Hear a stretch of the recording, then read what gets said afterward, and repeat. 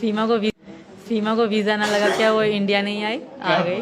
हाथों पे क्या है ये कट है सर, कैसे बॉर्डर पार करते लगेगा? इनसे लड़ाई में लगे अभी तो, ये तो अभी लगे थे, हम लड़े थे यहाँ यहाँ भारत। इन्होंने कभी तो चला कि यहाँ गुस्सा आ जाए। इनको समझा दें, सास तुम्हारी जितने आपको क्यूट लग रहे हैं इतने क्यूट ना है। हाँ सच में बहुत लड़ते हैं यहाँ पे। अच्छा, और वो वहीं पे ये बीड़ी बीड़ी पी देते तो मन। जैसे एक बार को, जैसे आपको आपकी वजह से, ये तो मैं आपकी वजह से कहूँ, आपकी वजह से सचिन को, सचिन के पापा को जेल में रहना पड़ा, तो ये अरे देखो प्यार में तो इतना, हाँ तो मेरे बच्चों को जेल में जाना पड़ा, बच्चों को भी मोहब्बत के कारण। मेरी वजह से ये कैसे गए? अगर ये ना बुलाते शायद मैं ना आती, शायद ये ना पटाते शायद मैं ना पढ़ती, माँ खुश बैठी थी। फिर भी जैसे क्या आपको लगा नहीं है कि अब मैं पता नहीं कहाँ किस दलदल में आ ये गया? बिल्कुल, मेरा ये बिल्कुल नहीं था कि इनके पापा को जेल हो। इनके पापा की मैं बहुत इज्जत करती हूँ, बहुत हद से ज़्यादा। मेरे कभी भी नहीं था कि, फिर भी मुझे इसी बात की चिंता थी कि पता नहीं पापा कब निकलेंगे। अगर हम दोनों, हम सब जेल में थे तो मुझे अपनी या बच्चों की, इनकी भी नहीं थी, पापा की थी कि वो चले जाएं, और मम्मी वालों की थी कि पीछे कमाने वाला कोई भी ना था। बाबा बेचारे बूढ़े हैं और विकास वाले छोटे हैं। तो हमने पुलिस वाले से भी रिक्वेस्ट करी कि हमारा बहुत सारा सामान वहाँ कमरे में पड़ा है, वो घर पे पहुँचा दी, पापा हमारे साथ हैं। इस बात का मुझे भी दुख है। सचिन के पापा से बात हो रही थी तो सचिन के पापा कह रहे थे कि भैया मैं 2 दिन जेल में रहा, बहुत गरीब आदमी है, पेड़ पौधे लगा के वो बेचते हैं, जाके शहर में जाते हैं गांव से, और वहाँ पेड़ पौधे बेचते हैं, तब उससे घर का खर्च चलता है। तो अब आप पढ़ी लिखी कितनी है? 5। अच्छा 5 में, लेकिन आपकी जो जहनियत है बहुत अच्छी है, आप चीज़ों को बहुत जल्दी से बारीकी से समझ लेती हैं। अब दोनों मिल के काम करना, ताकि मिल के काम करेंगे तो जल्दी आगे बढ़ जाएंगे। I think. और आपके पड़ोसी पता है आपको कितने अच्छे हैं?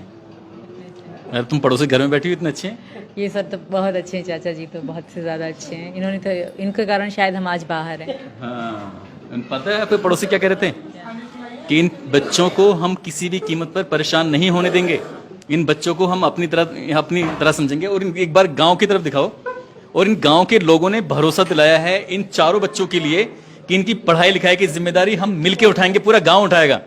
यही बात है ना? मेरे एक बार गांव वालों के लिए तो आपस में ताली बताओ यार।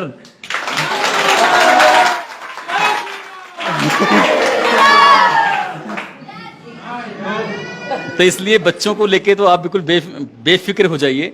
और हो सकता है कि मैं अपनी इस वीडियो के माध्यम से ये अपील जरूर करूंगा कि जो यहाँ आसपास के अच्छे लोग हैं, बढ़िया लोग हैं, क्योंकि ये बहुत बेहद गरीब परिवार है, इस परिवार को आगे बढ़ाने के लिए, मेहनत करने के लिए आपको कुछ इसमें हेल्प करनी चाहिए।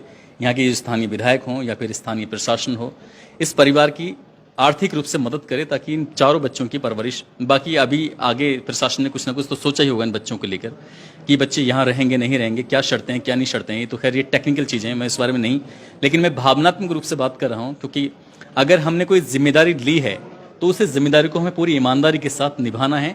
ऐसा नहीं, ये खेल एक दिन का नहीं है, ये खेल कम से कम हर बच्चा जब 18 साल तक कंप्लीट नहीं हो जाएगा तब तक उसकी एजुकेशन का भी सवाल है। हालांकि सरकार एजुकेशन को लेकर अच्छे कदम उठाती है, लेकिन आप जैसे आपको अपना खोया हुआ प्यार है मिल गया है, तो ऐसे बच्चों के लिए क्या सोचा है आपने अपने लेवल पर? बच्चों के लिए मतलब किस तरह तालीम के बारे में, पढ़ाई के बारे में ज़ाहिर देंगे। आज ऐसा नया दौर है, फास्ट है बिल्कुल, तो पढ़ाई तो बच्चों की लाजमी है। अभी 3 पढ़ेंगी ये बाद में। पहले तो यही प्रार्थना है भगवान से कि हमें यहाँ की मतलब मिल जाए इजाज़त रहने की, ताकि हम यहाँ के आधार कार्ड बनवा लें, नागरिकता मिल जाए। आपके हस्बैंड जो सऊदी अरब में बैठे हैं अपील कर रहे हैं कि मुझे मेरी पत्नी मेरे बच्चों को वापस भेज दो, रिक्वेस्ट कर रहे हैं, रो रहे हैं, अभी और नाटक भी कर सकते हैं, कुछ भी कर सकते हैं, तो अगर वो कामयाब हो जाते हैं तब क्या करोगी? वो नहीं होंगे कामयाब। अगर हो जाते हैं तो मर जाऊंगी, पर यहाँ से नहीं जाऊंगी सर। इन्होंने कहा कि मर जाऊंगी, लेकिन यहाँ हिंदुस्तान की इस सरजमी को छोड़ना नहीं है, सचिन का साथ नहीं छोड़ना है। और मैं सचिन की मम्मी को, सचिन के पापा को एक बार फिर से सैल्यूट करता हूँ, क्योंकि उन्होंने एक नहीं 4 बच्चों को इस सीमा हैदर के साथ अपनाया है। और वाकई ये बहुत बड़े कलेजे की बात है, और इस गांव के बड़ा कलेजा है। क्यों? क्योंकि इस गांव ने इनको अपना लिया है, यहाँ के आसपास के लोगों ने इन्हें अपनाया है।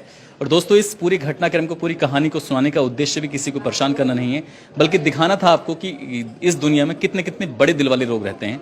और सचिन, उनके परिवार को एक बार फिर से शुभकामनाएं, जो बहुत ही अच्छी